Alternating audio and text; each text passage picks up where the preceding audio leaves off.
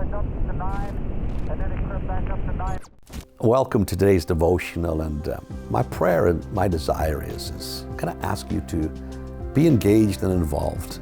I would love to see 100% of our church, be involved in this opportunity to just expand our circle of love and influence. And oftentimes in churches, it's the Pareto principle, the 20-80 rule, right?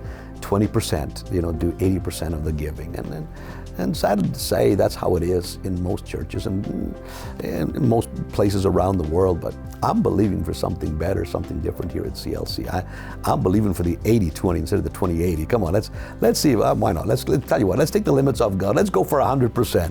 Imagine what we could do if 100% of the church actually got involved and just said, hey, we're gonna do this. And I want to encourage you with a simple truth found in Psalms 35, verse 27. The psalmist writes, let them shout for joy and be glad who favor my righteous cause, and let them say continually, let the Lord be magnified, who has pleasure in the prosperity of his servants. And my tongue shall speak of your righteousness and of your praise all the day long. Now, I know people get caught up in that word prosperity, but the prosperity, word there, it means that things go well for you. God gets excited when things go well for you, when you excel, when you exceed.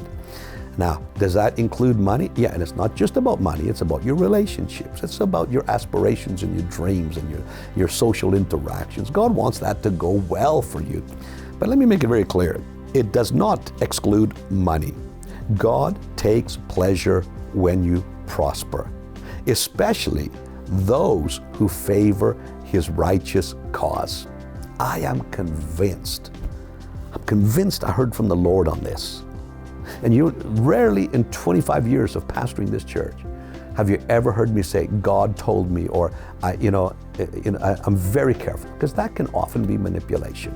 Or somebody could be using that because they feel really insecure on the inside, so they feel they need to somehow strengthen it, make it sound, because they're not convinced themselves. But if they say, God told me, they feel that will communicate, a greater authority.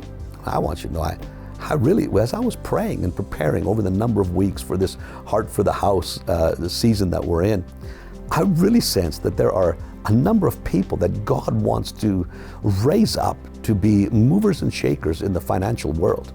People that have been graced to give and support the work of God financially, and also to be representatives, in the different spheres of society, whether it's entertainment or finance or, or wherever, business or education or the health sector, sports, whatever it is.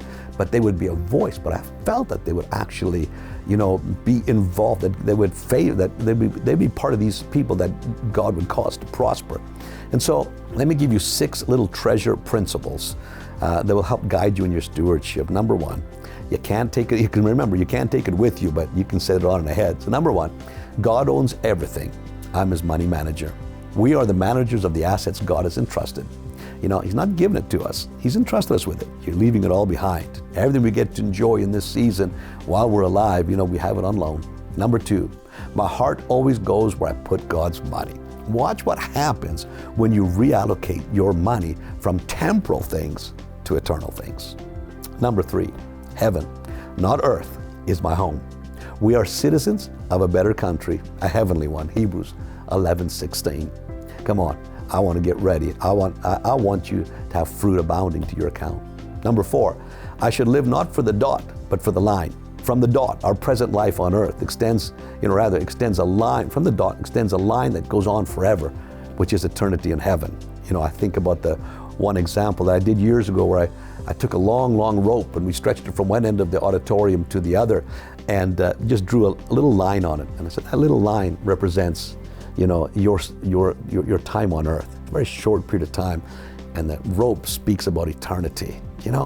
Most people just get so focused on that little line and they forget about, what that is in comparison to all eternity. Number 5, giving is the only antidote to materialism. Giving is a joyful surrender to a greater person and a greater agenda. It dethrones me, exalts him. It's not about me, it's about Jesus and his message. 6, As I said the other week, God prospers me not to raise my standard of living, but to raise my standard of giving. God gives us more money than we need so we can give generously.